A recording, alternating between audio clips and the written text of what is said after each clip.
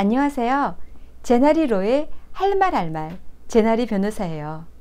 온타리오주 전체에 임차인의 법적 권리에 영향을 미치는 두 가지 법안이 바로 빌 184와 빌 204예요.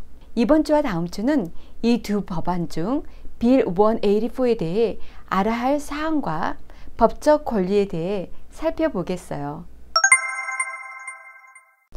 2020년 7월 21일 온타리오주 주정부는 입주자 보호 및 공동체 주택 강화법인 빌 184를 통과시켰어요. 이 법안에서는 온타리오주 주택에 관한 가장 포괄적인 두 법안인 주택소유법과 주택서비스법 중 몇 가지 중요한 사항이 변경되었는데, 많은 이들이 이러한 변화가 세입자의 권리와 주택 안보에 미칠 부정적인 영향에 대해서도 우려하고 있어요.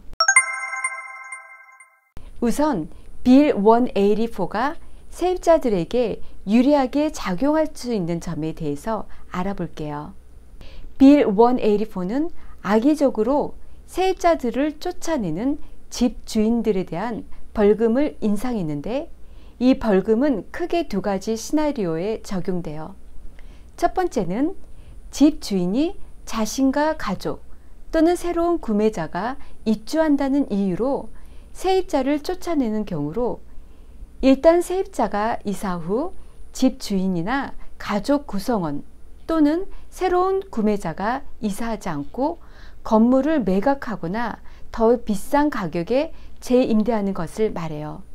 두 번째는 집주인이 임대주택 철거나 개조를 이유로 세입자를 쫓아낸 후 집주인이 해당 유닛을 더 비싼 가격에 재임대하거나 매물로 내놓는 경우를 말하며, 이는 일반적으로 레노빅션이라고 일컬어져요. 이 두 경우 세입자가 악의적으로 쫓겨났다는 것을 증명할 경우 집주인에게는 최대 5만 달러, 그리고 기업의 경우는 25만 달러의 벌금이 부과될 수 있으며, 2021년 9월 1일부터 불합리하게 쫓겨난 세입자는 최대 1년치 임대료에 해당하는 보상료를 추가로 청구할 수 있어요. 또한 이사 후 집주인이 리모델링이 끝난 후에도 유닛에 재입주할 기회를 주지 않았을 경우 세입자들은 이사 후 2년 안에 보상을 신청할 수 있어요. 그럼 빌 184가 어떤 점에서 세입자들에게 불리할까요?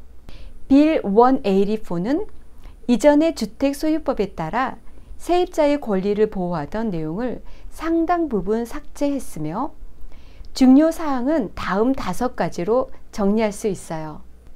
첫 번째, 세입자가 렌트비를 내지 못하는 경우는 집주인은 LTB 랜드로드 앤 테넌트 보드에 세입자에 대한 태거 신청서를 제출할 수 있으며, 여기에는 세입자가 미납 금액 전액을 지불할 때까지 지불일과 금액을 대략적으로 기술한 지불 계약서도 포함돼요. 빌 184에 따르면 집주인과 세입자는 이제 자유롭게 계약서를 작성해 LTB에 제출할 수 있으며, 세입자가 지불 기한을 놓치거나 계약서상 날짜보다 렌트비를 늦게 지불하면 집주인이 세입자에게 알리지 않고 태거 신청을 할 수 있어요. 이는 세입자가 공청회에 참석하지 않고도 LTB로부터 퇴거 명령을 받을 수 있음을 의미하는데, 공청회 프로세스에 따르지 않고 계약 조건을 정하면 LTB가 개입해 세입자의 상황을 감안할 수 없기 때문에 세입자에게 불리할 수 있어요. LTB 멤버나 중재자 같은 제3자가 개입하지 않을 경우 세입자들은 이해하기 어렵거나 감당하기 어려운 조항에 서명하라는 집주인의 압력이나 협박에 더 취약해질 수 있어요. 두 번째, 대체 분쟁 해결 프로세스. 집주인과 세입자 사이의 분쟁은 이제 중재나 공청회 외에 대체 분쟁 해결을 통해서 해결이 가능해요. 그러나 이러한 대안 분쟁 해결에 어떤 사항이 포함될지는 여전히 불분명하며 일부에서는 오히려 대체 분쟁 해결 프로세스가 잠재적으로 세입자에 대한 정의를 불분명하게 함으로써 공청회와 중재 과정을 통한 세입자 권익 보호 기능을 약화시킨다고 우려하고 있어요. 세 번째, LTV의 현재 및 이전 임차인에게 금전적 보상 추구. 2021년 9월 1일부터 집주인은 세입자가 렌트비나 공공요금을 미납하거나 임대 건물 손상 또는 임대 부동산에 대한 합리적인 향유나 법적 이익을 방해할 경우 이에 대한 금전적 보상을 청구할 수 있게 되었어요. 집주인은 세입자가 이사한 후 1년까지 기존 세입자뿐 아니라 현재 세입자에게도 보상금을 청구할 수 있으며 세입자가 2021년 9월 1일 이전에 발생한 일에 대해서는 보상할 금액이 있으며 지불 능력이 있는 한 해당 금액을 신청할 수 있어요. 과거에는 이러한 문제를 세입자들에게 법적 절차를 알리고 법률 문서를 보낼 수 있는 규칙과 절차가 있는 소액 청구 법원 스몰 클레임 코트에서 해결할 수 있었지만 LTV를 통해 분쟁을 해결할 경우 집주인은 자신과 관련한 모든 신청서나 공청회를 세입자에게 통지할 법적 책임이 있어요.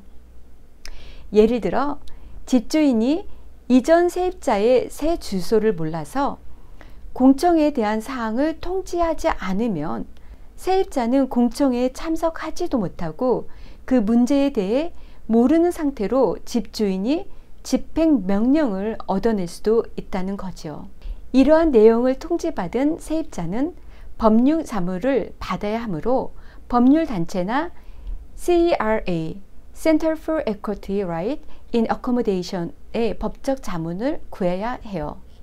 네 번째, 불법 임대료 인상 합법화. 온타리오에는 임대료 인상을 규제하는 매우 구체적인 법안들이 있어요. 하지만 세입자들은 이 같은 규정을 알지 못하거나 집주인이 강요할 경우 자신도 모르게 불법 임대료 인상 부분을 내는 경우가 있었어요.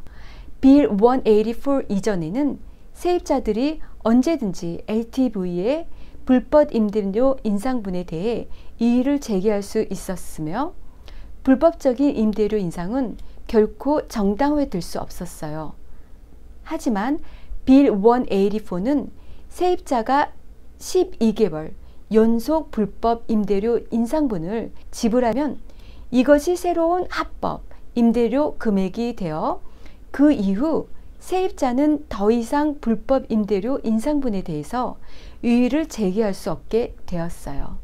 이제까지 빌 184의 전반적인 영향에 대해서 알아보았는데요. 다음 편에서는 빌 184와 관련해서 자주 듣게 되는 질문에 대해서 답하는 시간을 갖도록 할게요. 이제까지 함께 해주셔서 감사하고 할 말 알 말의 제나리 변호사였어요. 감사합니다.